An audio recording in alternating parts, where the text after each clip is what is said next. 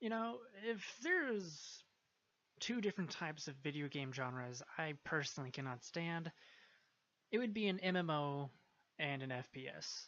I don't know, just the idea of me working my ass off on either grinding or, completing a mission and then some asshole joining in and completely trolling or throwing or ruining all my work, just, it doesn't appeal to me.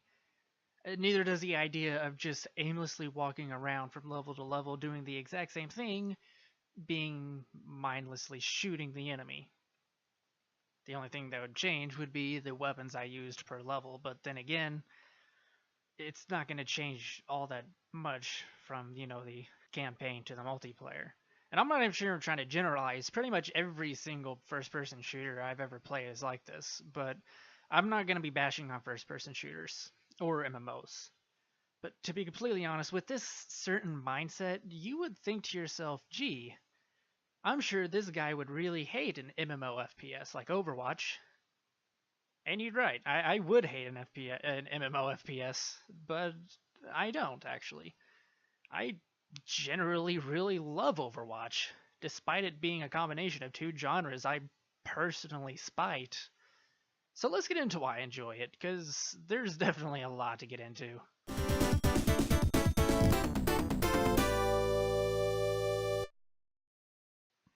G'day everybody, I'm the Fizz, and today we are going to be getting into Overwatch, the ins and outs, do's and don'ts, and, well, just generally anything to do with the game that I feel needs to be addressed. One thing I should get into real quick before we get started is I'm not going to be going into anything really new about Overwatch. If you've played Overwatch, if you've, seen a lot about Overwatch, even if you haven't played but just watch a bunch of Overwatch based videos online or stuff, this probably isn't for you. This is just a review for those who are planning on getting into Overwatch, who haven't really decided whether or not they should put time and effort into this game, whether they should buy it at the store or online. This is for those kinds of people. If you've already played, Overwatch, or if you're currently playing Overwatch, then this probably isn't for you. But if you want to stick around and listen anyway, I'd be more than happy to have you. You could always tell me what I got wrong and what I got right. I love listening to anybody's opinions. First things first, an overview. Overwatch is a multiplayer online first person shooter. Unfortunately, unlike other first person shooters, it is not kill the enemy based. It's not, elimination based. It's not murder the enemy team to win based. It is a mission based game with objective esque gameplay, meaning the goal of the game isn't go and kill the enemy, it's complete the objective. And the objectives will always change. There are things from escorting payload to capturing and then escorting a payload to capturing 2 points to capturing and holding a King of the Hill esque point. There's always a different kind of objective no matter how many times you always get into the game. And that's just kind of the basic idea of Overwatch, at least within quick and competitive plays, which that is something we're going to be getting into later. But one thing that people always do whenever getting into Overwatch is think that this game is like other first person shooters. It's not like Call of Duty, it's not like Halo, it's not like Gears of War. The objective of the game is not to kill the enemy. It's to complete the objective. And that's just I kind of feel that that's something that Overwatch doesn't exactly get across to new players. That's not something that whenever a new player gets on, they think, "Oh, this isn't Call of Duty. This is a completely different game. This is its own thing." I personally don't think that Overwatch kind of at first presents itself like this. I mean, yeah, you boot up the game, you go through the training session, and then you go into quick play, and it says you're on attack. Select your character, and that's it. Like that's pretty much all they know. You're going to attack. What you're attacking, it doesn't specify. There's a little, blue or red bar that says attack, and then that's it. It doesn't tell you, by the way, you need to go attack and capture this objective. It just says attack or defend. The game doesn't really relay the fact that it's not a elimination based game. It's a objective based game. They might have changed that. I know it's been quite a while since I've personally gone through the tutorial. I should probably go through it again just to see if they've changed anything, which I don't think they have. But Overwatch is not a normal first-person shooter by far. So like I said, the game is objective-based gameplay. So what does that mean? Well, for example, if you're going to get into comp or if you're going to hit quick play, what will happen is it's going to load you, or it's going to search for a game, and once it's found a game, it's going to load you into a game, and it will tell you what map you're on. And right after that, once it's finished prepping, it will tell you whether you're on attack or defend. If you're on an escort or capture an escort or point capture map, if you're on like a King of the Hill map, it will always tell you to attack because you have to attack and then defend the King of the Hill. It's called King of the Hill for a reason. But the point of the game is you're connected to 5 other people on your team, and then you are to verse another 6-man team in completing the objective. But ultimately, the game will come down to character choice, your physical, personal skill within playing a first-person shooter, and team compromisation, which I'm going to get into a bit later because that involves characters and communications. There are multiple different kinds of play. There's quick play, which is a kind of just a quick get into the game and start playing without any real repercussions to your profile if you lose. But a lot of benefits if you win. And then there's competitive play, which a lot of people get into, and a lot of people say is, the heart and soul of Overwatch is competitive play, which, to be honest, really isn't true. I mean, it's a huge part of Overwatch. It's just, it isn't true that it's the heart and soul. It's not the focus of Overwatch. Having fun and play the game is the focus of Overwatch, which you can do both in quick play and competitive. But the real big difference between quick play and competitive is, one, the people who play competitive take the game much more seriously most of the time. And 2, there is an actual drawback to losing. You see, if you win a game in quick play, the only thing you're going to do is rank up your profile. If you lose a game, you're just going to rank up your profile, but extremely, extremely slowly. Like, if I were to win 5 games in a row, I would rank up. Like, I would go from level 1 to, or like, for example, my current level, I think is like 255 to 256. If I won like 4 games in a row, I would go from 255 to 256. If I lost 4 games in a row, I probably wouldn't even get half of that experience point. If I'd have to win, I'd have to lose like 15 games just to rank up.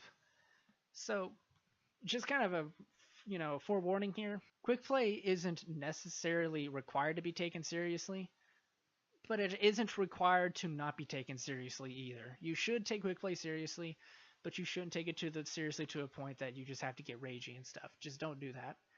But there are other forms of play, and that would be the arcade mode. The arcade mode has other forms of quick play like deathmatch, 3v3 elimination, capture the flag, which I don't think is on there at the current point in time, and then total mayhem, and total mayhem is probably one of my favorite. But anyway, the main point of the arcade is to give you more versions of ways to play. Like, quick play and competitive play are limited to capture, escort, and King of the Hill maps. But things in arcade mode can be similar, but with different precepts. For example, Total Mayhem is basically quick play, but every single character is vamped up. Like, they had just been pumped full of steroids, and everyone just goes to town on each other. Like, overtimes in Total Mayhem can last up to 15 minutes. It is absolutely hilarious, and it is so fun to play. 3v3 elimination. You're paired up on a team of 3. The enemy team has a team of 3. You each choose a character. Last man standing wins for 3 rounds. Capture the flag is capture the flag. That's self-explanatory. And then there's deathmatch, which was just recently added, actually. There's actually 2 different kinds of deathmatch. There's team deathmatch, which is a 4-man team versus 4-man team, and then there's normal deathmatch, which is just an all-out brawl of 8 people. That's arcade mode. Arcade will always change because I think they kind of just cycle through different gameplay styles. Don't ever expect arcade mode to change. However, those game modes will never leave. Even though they're not in arcade mode, you can go into what's called the game server mode and create your own game lobbies. If one thing that used to be on there was 6v6 elimination or 1v1 elimination. That was something that is currently removed from arcade, but you can recreate that in game server modes. If you want to have a 1v1 with somebody, you can go into the game server and create a 1v1 elimination game server. If you want a 6v6, you can create a 6v6 elimination game server. If you want to have a dance party, you can go into the game servers, just have normal gameplay, but like restricted to skirmish. That's what it is. It's a skirmish. There are literally game modes out there just called party, where people will go in there, just type in the chat and dance emote. They just mess around, and it's just for fun.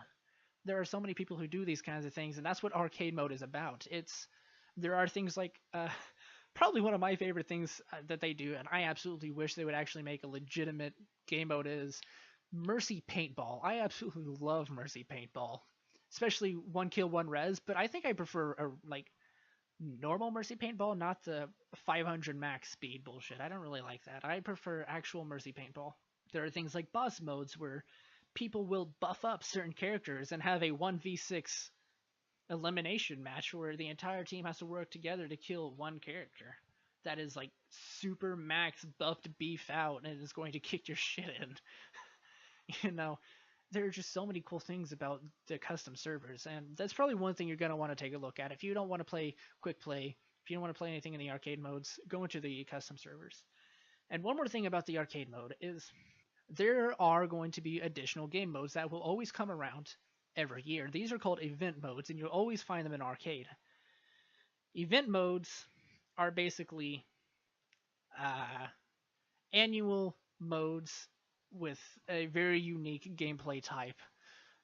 For example, the Summer Olympics every summer, even though there are no Olympics every single summer. Here recently, we just had the Summer Games event. That consists of the game Lucio Ball, where you are Lucio. There's a bunch of teams of Lucios just booping a ball back and forth like a game of soccer. And then there are games like Maze Snowball, where it's a one-hit kill snowball fight of Maze. Then there's the Uprising was an event. That was an amazing one. So was Junkenstein. There are so many different events going on that also add different types of gameplay that come back every year. At least that's what Blizzard is saying that's going to happen, because Overwatch has only been out for about a year. The only recurring event we've had so far, I believe, is Lucio Ball, but there's also like the Chinese New Year, and they're always adding new events too. So I think they're also planning on changing up events. But the last thing I want to go into, and I kind of touched upon this a little bit, was competitive play. This is a bit of the nitty gritty of it. Like I said earlier, it's not the bare bones, the heart and soul of Overwatch, but it is definitely considered the nitty gritty. If you want a tough as nails time, if you really want to hone your skills and climb the ladder of the world's best Overwatch players, or the region's best Overwatch players, you go to competitive play. Competitive play will rate your skill after 10 matches and place you in a certain ranking ranging from bronze to top 500, and basically you're probably always going to start out anywhere from bronze to gold, or at least bronze to silver. Winning games will gain you a type of number called SR. Once you gain so much SR, you will rank up. Once you lose so much SR, you will rank back down, I think. Losing games will mean something in competitive play. Winning games will mean something in competitive play. This is the game mode that will require you to hone your skills and get better and work as a team. So competitive play is definitely something you're definitely going to want to train for before really getting into. One other important thing that we have to go over whenever it comes to the gameplay is the maps. Overwatch doesn't have a campaign. It doesn't have a story mode. So instead of levels, it has maps. Every time you go into a quick play match, it's most likely going to give you a different map in which to play in. Now, normally I wouldn't go over maps or individual levels, but because, like I said, Overwatch doesn't have individual levels, it has individual maps, this really kind of needs to be pointed out, because in a lot of times In some games that have randomized maps, maps aren't all that important, but in Overwatch, it is extremely important because a map not only defines what type of game you're going to be playing, but it will define what kind of characters you should use in certain situations. For example, both Eichenwald and King's Row are both capture and escort maps. However, the big difference is between the two maps is how those maps are physically structured. You're going to want a sniper on King's Row simply because there are so many nooks and crannies and higher up sections that a sniper like Widowmaker or Hanzo can get into and snipe the enemy team, whether you're on attack or defend. And that's something else I'm going to give it later is character roles. But whenever you're going into a match, you should always take what kind of maps are you're going to be playing into account. For example, you may not want to play close range characters like, well, not necessarily Roadhog, but like Reaper or Doomfist on a very open map, such as maybe Oasis, or maybe not Oasis, like Junkertown, the newly released Junkertown. That is an extremely open map, and there are characters such as Reaper and Doomfist who have to get extremely close up with the enemy team to do any real damage to the enemy team to get any kills. So you really have to make sure you look at the map and understand how the map is structured before choosing the proper character. Okay, now it's time to get something into something that's of definitely of utmost importance, and that is characters.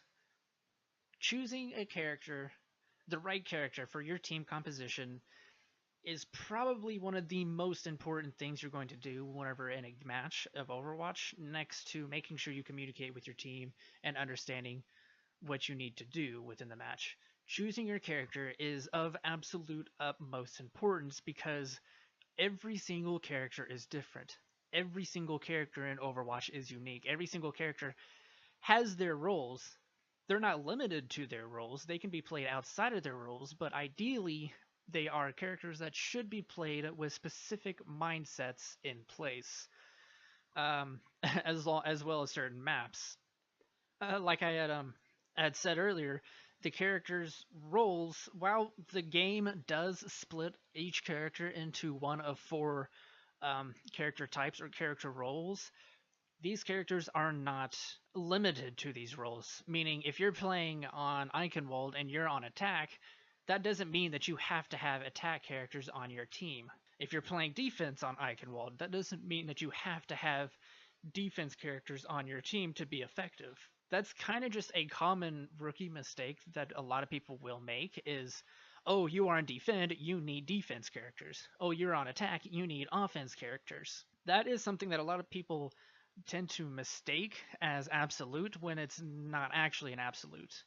However, another thing that even pro players do that I'm not saying this is wrong, but this is definitely something I personally don't like, is a lot of people, just because of how Overwatch is structured, completely throw out the idea of these character roles and classifications. I mean, yes, these characters are not limited to their classifications, but they are in these classes for a specific reason. So, for example, there are four classes. There's the offense class, the defense class, the tank class, and the support class. Now, offense class is kind of what you would expect from an offense character. They are offensive. They deal quite a bit of damage. Their ranges differ between characters, but ultimately their idea structure is, you know, to be offensive, to go on the offensive. Now, I think maybe this is just me. I'm pretty sure there are other people that think this as well, but these classes do actually have a classification and an actual reason for being there besides just for newbies. Like, for example, every single character in the offense class has something that another offense character has that most other characters in other classes do not have. One large defining feature is that a good majority of offense characters have mobile abilities. Now, that's not to say that other characters of other classes do not have any kind of mobile abilities, but a large majority of offense characters, more so than other classes, have mobile abilities.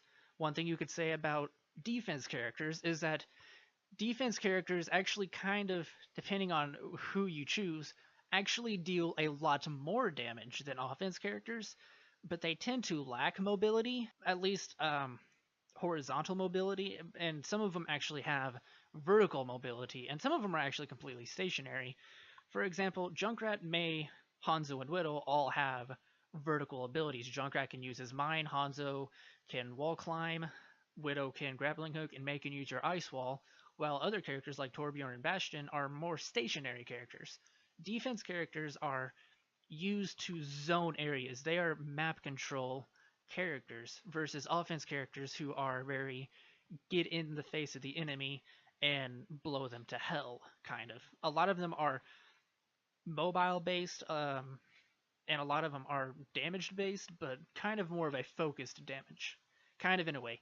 Because, not every single offense character is the same, just like not every single defense character is the same, and not every single tank character, on and on and on.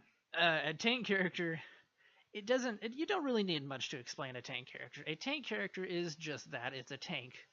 You'd think that tanks deal a metric crap ton of damage, but in reality, they really don't. At least not in this game. Tanks are not damage dealers, but rather damage absorbers. Every tank has just a metric crap ton of health. Like, they are built and made to absorb bullets. That is their job. They have other abilities, but other, attributes, but their main priority, you know, job is to defend their teammates. Their job is to soak up the bullets. Their job is to, you know, take one for the team. That's kind of just the role of the tanks, which is one thing that always bothers me is nobody likes poking fun at the tanks when it comes to trying to shatter these character classifications. People are like, it doesn't matter if you're offense or defense. You're both damage dealers, but whenever you get to tanks, like every tank is a tank. Every single one of them absorbs damage. Some of them absorb more damage than others. Like Ryan, Roadhog, and Diva can definitely absorb more damage than, say, Zarya and Orisa, but they're still tanks. Their job is to protect their teammates and absorb damage. They do have other abilities, and they're definitely useful abilities, but their primary job is, of course, to initiate fights and take damage for the team. And finally, there is the support class. Pretty much a large majority of the support classes are characters in the support class, meaning every single character except for one can heal. People like to sit here and assume that support equals heals, and if you're a support character, you have to heal. And I really have to disagree with this one, especially because a character like Symmetra, and I'm going to get into that a bit later. I'm not going to focus on Symmetra right now. I might do more Overwatch things, more Overwatch videos, and I might focus on Symmetra there. I personally don't like Symmetra. I personally don't play Symmetra, but I don't hate her. Okay, I kind of hate her, but I don't hate her like some other people do. I do feel that she fits in the support class, but ultimately, support class characters do exactly that. They support. They provide support to their teammates. And just a large majority of that time, that support is healing, because you're going to get shot in Overwatch. Your team is going to take damage. So one of the biggest ways a support character can support their team is to heal them. However, there are other ways.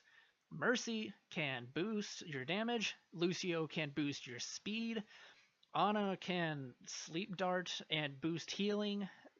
Zenyatta can heal and, make enemies weaker with a Discord Orb. And then there are things that Symmetra does as well. Just all these different kinds of things that support characters can do, but people sit here and try to just limit them to healing. If you're going into Overwatch and you want to get into the support class, don't limit yourself to healing. You should heal. In fact, you should heal a lot. That should be your priority. But don't make that your only priority, Get into speed boosting and get into damage boosting and sleep darting the enemies and, using your grenades properly. Heal, but also don't heal. I know this is kind of confusing, but there's only so many ways I can explain this. Now, another thing I should explain about characters are character types. Now, I'm not talking about, character classifications like I was just saying. I'm talking about character types. I mean characters whose weapons relate to each other and their kits work together with some and counter others. One thing that, should be stated is that every single character in Overwatch is unique. No two characters are alike. I mean, if you really want to be nitpicky, Orisa is a lot like a bunch of other characters but to kind of counteract that argument that is what makes Orisa unique. The uniqueness about Orisa is the fact that she is like other characters. No other character is like Orisa because no other character takes abilities from other characters. Orisa is Orisa because she's Orisa, I guess. That was a terrible explanation. But anyway, for example, Reaper, Roadhog, D.Va, and Doomfist all use shotgun-esque weapons. They all have a medium to wide spread, and they all deal a metric crap ton of damage if you're in the face of the enemy.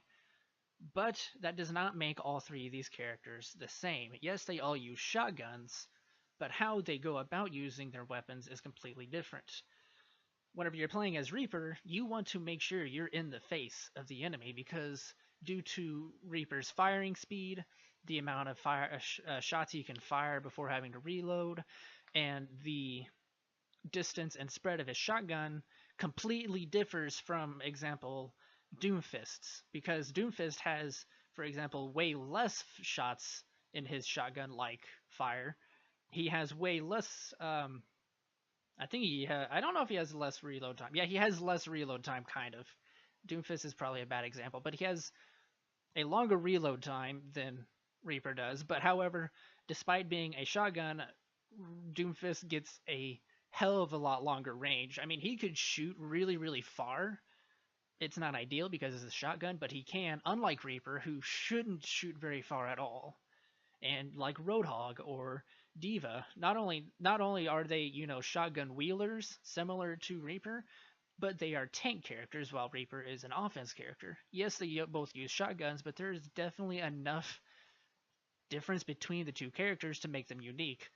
D.Va doesn't have to reload because she has an infinite amount of ammo, but at the same time, her fire is weaker, but she can fire faster. Roadhog he used to fire really slow, but they changed him, and now he actually fires at a moderately quick rate. But he does less damage than before, but has a bigger clip than before, but yet smaller clip than Reaper. So even though you're going to get characters that are so similar to each other, they will also be completely different to each other. Another example would be like McCree or McCree, Widowmaker, and Hanzo. All of these characters can fight long range and require pinpoint accuracy. However, their rate of fire, their clip size, and the flight speed of their projectile / hit scan all differ between characters along with their actual kits. So these are always things you want to keep in mind whenever trying to choose your main or picking a character that's right for the match. But they're also completely unique characters. There are characters like Reinhardt and Junkrat and Pharah.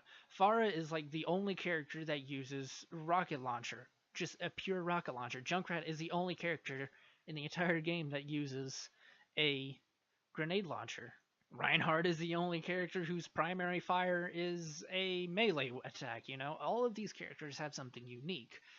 You can't change these things, unlike other first-person shooters, you can't change your loadout, but what you can do is you can change your character. If you die, instead of changing your loadout, you can just simply change your character that has an all-new kit and fire type to counter your current situation, and that's what I'm going to be getting into next. Character countering it's difficult, okay? There are just so many characters in Overwatch. It's difficult to pinpoint how to counter one character by using another, simply because so many characters can counter other characters, but at the same time, so many characters can counter that character that you're using to counter other characters. That's also another, confusing way to put it, but it's also one of the best ways to put it because, as said before by a lot of other people, there are really no absolute counters, because even though some characters are better fit for fighting certain other characters, it ultimately comes down to skill. Like, for example, Probably one of the best and most well-known counters, because in the meta right now, is a Pharah and a Junkrat. Because of Junkrat's, fire type and his kit, shooting enemies up in the sky or up in ledges above him are extremely difficult, simply because of how his weapon and kit work. So you'd think that using Pharah, a flying character, against a very stationary and um, vertically, uh, you know, challenged character like Junkrat would be a good match. And technically, you're right. Pharah is an extremely good counter to Junkrat. However, it will still come down to skill. I have killed multiple Pharahs as a Junkrat simply because I'm able to use my skill to get up into higher ledges or launch myself into the air to shoot the Pharah before the Pharah could kill me.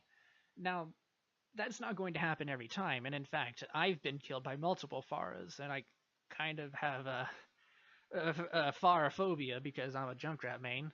But ultimately, even though specific characters can counter each other, it will always come down to your skill. Like, you will always want to choose Reaper whenever the enemy team has a metric crap ton of tanks, because Reaper can get in their face and melt them faster than sticking, a block of ice in a cup of magma. That was a terrible analogy. I'm not very good at, coming up with things on the fly. But regardless, character countering is something extremely important, and changing characters on the fly is also extremely important whenever playing games in Overwatch. That is why you're able to switch characters as long as you're within your base or after you die. And unless Mercy reses you, and then you're like, well, shit, now I've got to sit here and play with a character that I should have changed off of. But anyway, that's a completely different problem. But ultimately, communicating with your teammates and choosing the proper character to work together with other characters is very, very important. And that's something I need to get into here, is working together with characters. Some characters can work well by themselves. For example, Tracer and Soldier and Genji are all characters that you can go and Leroy Jenkins and be rather okay. But then there are characters that really require help from other characters if you really want them to be effective. One of those are definitely, like, probably the biggest culprit here is Zarya, especially with her ultimate. Zarya requires good teamwork, requires good team communication to play effectively, simply because of how her kit works. And a lot can be said the same about other characters. Like Pharah again and Mercy.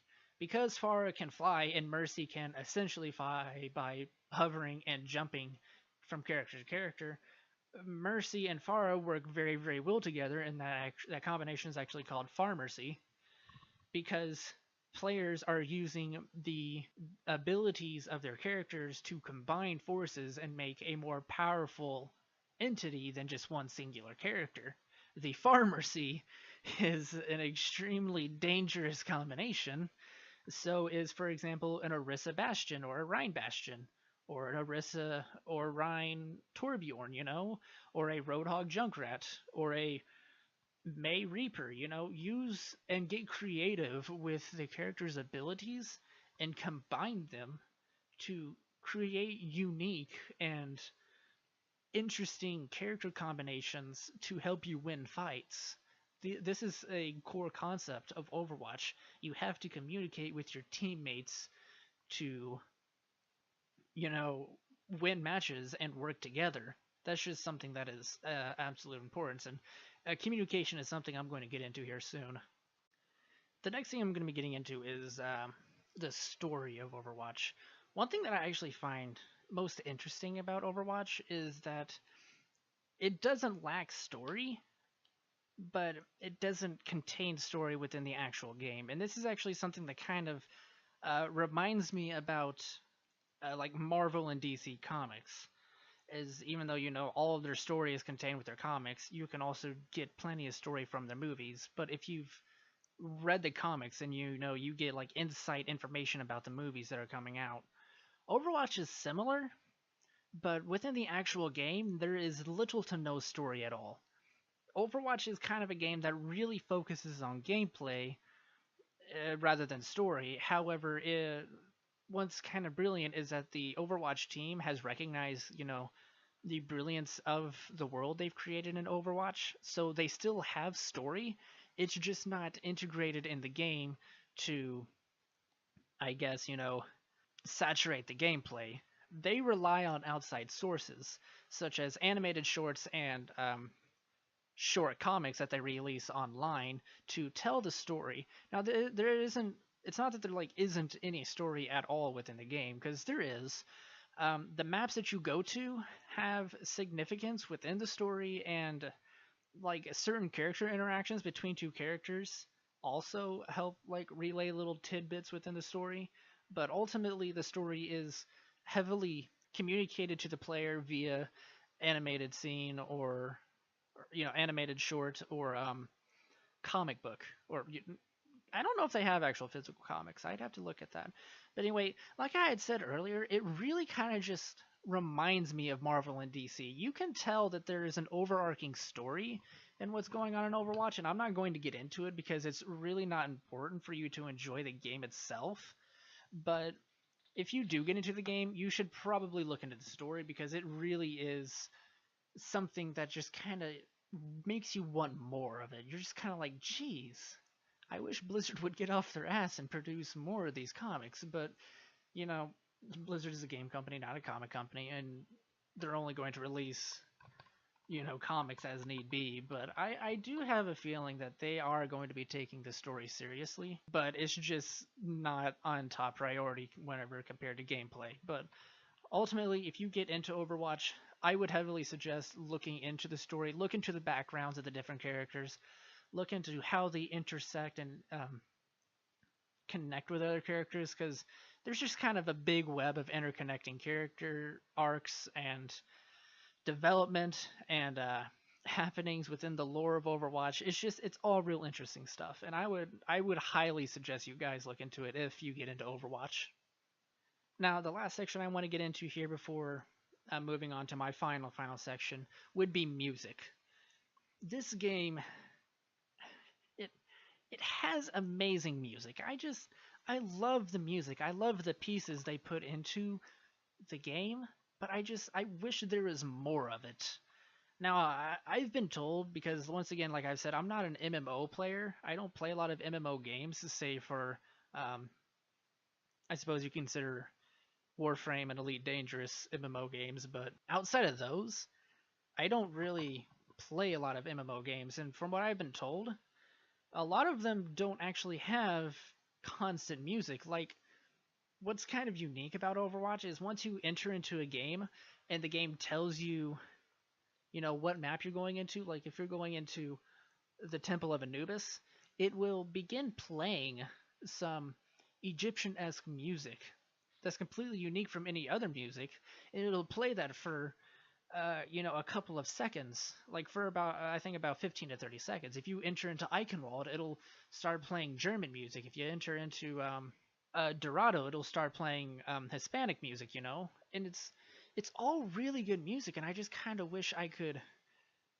listen to it more because every single time I enter a game and it shows what map I'm getting ready to go into, my brain just instantly fills it in with the music that already pairs with this level, and I just want to hear more of it because I love all of it so much. I can't say that there is one particular piece that I like more than others, simply because every single level has its own little piece, and just memorizing every single one of those pieces is kind of difficult, especially if you end up, getting in on certain maps more than others. It's kind of, just difficult to remember them all. But I think what would help with that is if it played more frequently. Like if you got more than just 30 seconds of intro music and then it just cuts off to where you select your character and wait until the game's ready to start. But these little parts aren't the only bits of music in Overwatch. Probably the only other thing about Overwatch's music I'd have to say is the climax music. Whenever you're about to enter into a level, about 10 seconds before the mission starts, some startup music will start playing, and then it'll just grow and grow and grow as the countdown timer gets closer to zero, and then you just really feel that ambience and really feel that ready to get out there and try your best. And then it kind of just fades after like 3 seconds as soon as the game actually starts, and it's kind of just filled with silence except for the explosions and fire and characters yelling at each other. It's a little awkward for me. I don't know if it's just because of the kinds of games I've been playing for years or what, but I find it a little awkward. The other types of music that also play is the I guess is also climax music whenever a team is getting close to winning. If the offense team, for example, on an escort map, has escorted the payload all the way to the end, all the way through every single checkpoint, all the way up to the last one, and they are about, I think it's like 5 meters from the final checkpoint, climactic music will start playing. It'll just start, revving you up. It'll say, hey, you're getting there. You're almost there. Just keep pushing. Just a little bit more. It's just you really, really get that ambient feeling of, yes, we are doing this. We are working as a team. We are getting there. And the same thing could be said about the other team, too. Like, if the attacking team hasn't gotten the payload all the way there within the time limit, if, like, it's, already gotten to the first two checkpoints and you've managed to hold it off, and there's about 30 seconds left on the map, it'll say, hey, 30 seconds is left. And then by the time it gets 15 and down to 10, it's like 10 seconds remaining. And then music really starts to pick up more. And it's different music, too. It's a different climactic kind of music. You're sitting here kind of like, all right, team, we've held on for this long. We've held them back for this long. We can just hold on for a few more seconds. It's just almost over. And the way the music pairs up with the time, as you get closer and closer to that countdown, you can just feel the rush of adrenaline as you're getting closer and closer to victory. And the same thing for overtime. A constant stream of music is playing for overtime, which I kind of feel is almost counterintuitive to the entire rest of the game, considering it's silence through the entire game, which I'm not really bashing on the fact that it's silent, because you need silence for certain things, because sound is a very important thing. For example, listening to the footsteps of your enemy is a lot easier if there isn't sound, because you can hear their footsteps when coming around corners. Or if a Widowmaker is up above you, you will be able to hear her footsteps and stuff like that. Or if a Junkrat ults, you definitely have to hear where that Riptire is coming from if you're going to try to avoid it, because it gives off a loud sound whenever it's on the ground, So sound is extremely important, and music can get in the way. So you would think that constant music, a constant rush music, is being played during overtime would be counterintuitive. And I kind of think it is, but at the same time, the overtime music isn't so in your face that it is annoying, but it's kind of a low undertone of, hey, both your teams are evenly matched. This is extremely important. This is, the climax of all climaxes in the game. One of you has to give out eventually. Which one is it going to be? And that's what that music of the overtime countdown is, That's what it gives off. It says, hey, you're both evenly matched teams. Someone has to give here. Who is it going to be? And that's what overtime presents itself to be. And that's what I really, really like about it.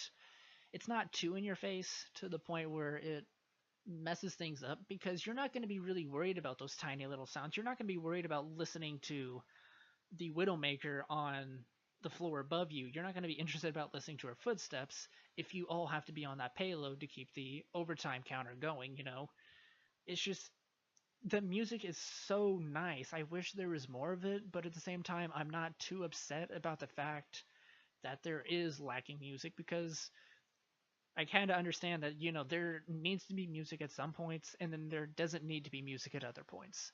And it really kind of flows well. I really like how Blizzard really directed the music in this game.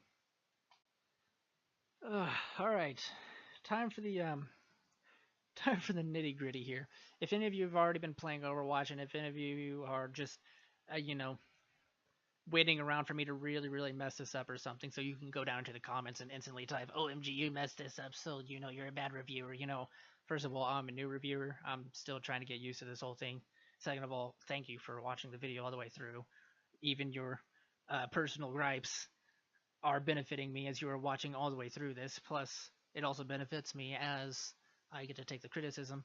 But anyway, anyone that is already watching this and already knows what Overwatch is about and how to play the game knows what I'm about to go into. And this is probably what they've really, really been waiting for. This is probably what you've really been waiting for. And this is my personal gripes about Overwatch.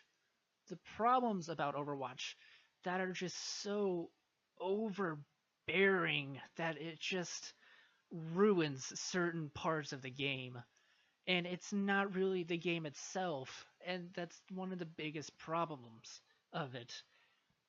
The biggest problem of the game has very little to do with the actual game. My biggest gripe of all over anything else about Overwatch, like, yeah, there are some balancing issues about the game. That's always going to happen. Some of my favorite characters are going to get changed. Nothing is always going to be the same, and that's something I've kind of come to terms with.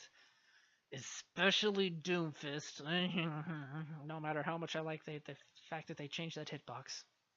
But anyway, my biggest overarching gripe with the game is the player base, the fan base. The gamers actually playing Overwatch has got to be the biggest problem of this game.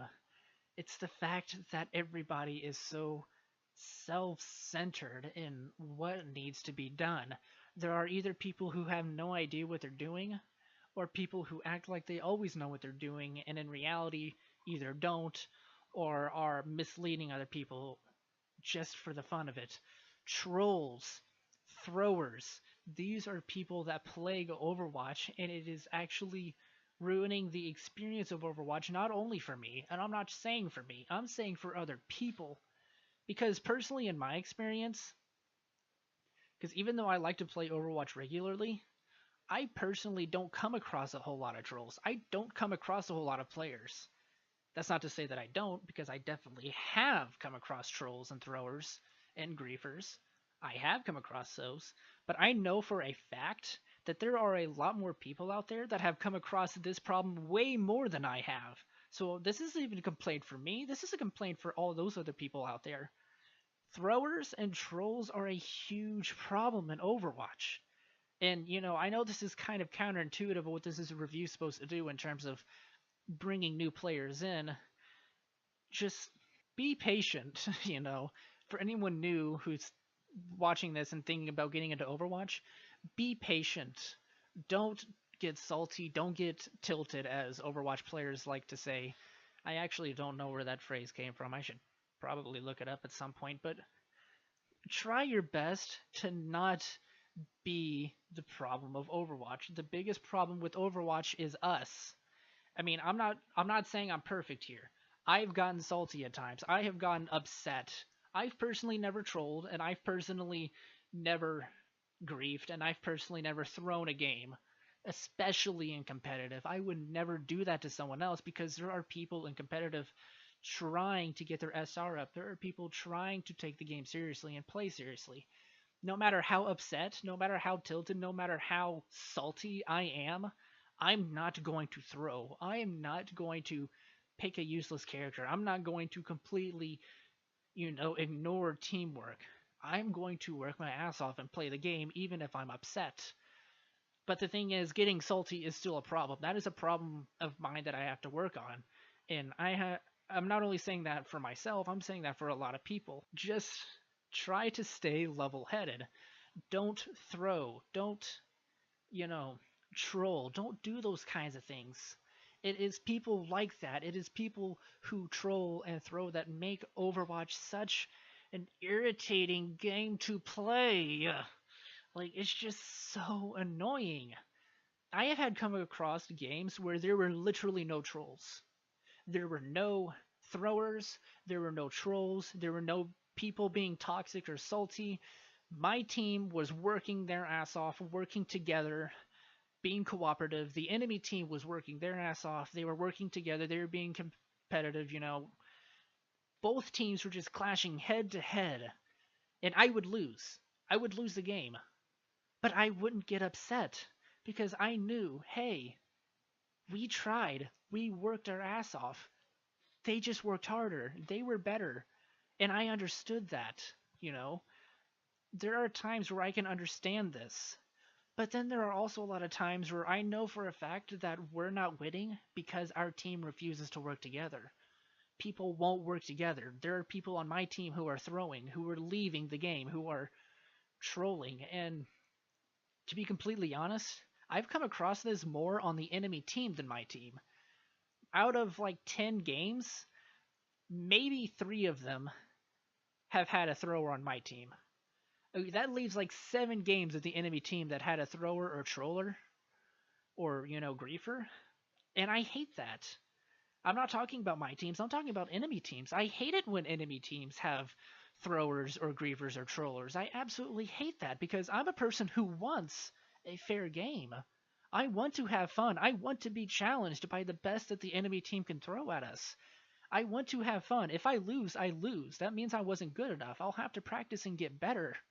But if the enemy team has a thrower, or if they have someone that leaves and it turns into a 6v5, I'm going to be upset. Yeah, I'm probably going to win that game, but I'm going to be upset. This is no longer a fair fight for them, and I don't like that. It it seems unfair, and this is just a problem in Overwatch in general. So one of my biggest takeaways here is for any new players, try to be patient. Try to be nice, you know, have a level head. I'm not saying you have to, you know, be as open-minded as I do. Every person is their own person. They all have their level of patience. Hell, I know I barely have any patience. The amount of patience I've had for this game is actually miraculous because I'm a very, very impatient person. You could ask any of my friends. I am very impatient. But every person is going to be their own person. But I'm only going to request politely that, you know, hey, try not to be salty. Try not to be toxic. Don't throw. Don't troll. Like if you want to troll, if you just want to mess around, don't go into quick play. Create a custom game. We have custom games in Overwatch for a reason, you know. Create a custom game and troll there. Just say, hey, this is a trolling game or not meant to be taken serious quick play, you know? Just label it that and just have fun there. Don't take it to quick play. Don't take it to competitive. And that's something else I'm going to get into here in a second about quick play, but just don't. Okay, I know I've spent way too much time on this, but just don't. This is a serious problem in Overwatch. So my only plea is just don't. Okay? Just don't. You know, ultimately I love Overwatch. It's a game that I wouldn't have expected to really like, but once I had seen the trailers for it over a year ago, once I had seen people play, and even now whenever I watch people in higher rankings play, I just can't help but get excited. If I'm at work and I'm on lunch or in my downtime and I watch a, you know, best plays of compilation video of Overwatch plays and stuff like that, I get excited. I want to go home and play Overwatch. I want to get better as a player. Overwatch is one of the very few games that has ever made me actually feel this way.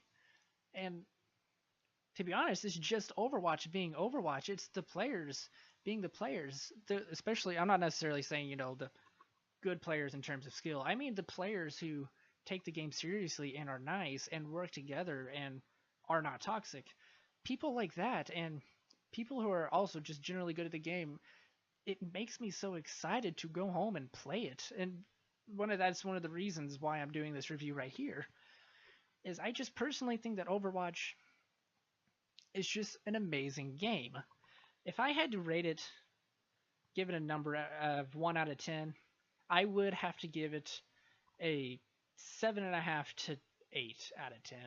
I would give it higher, but unfortunately, the game is an MMO, and unfortunately the toxic, you know, player base and fan base, that I wish I could ignore that. That's something I wish I could just absolutely, you know, remove from my brain and say, hey, you know, this doesn't affect the game at all. You should just go in and enjoy yourself. These people won't bother you.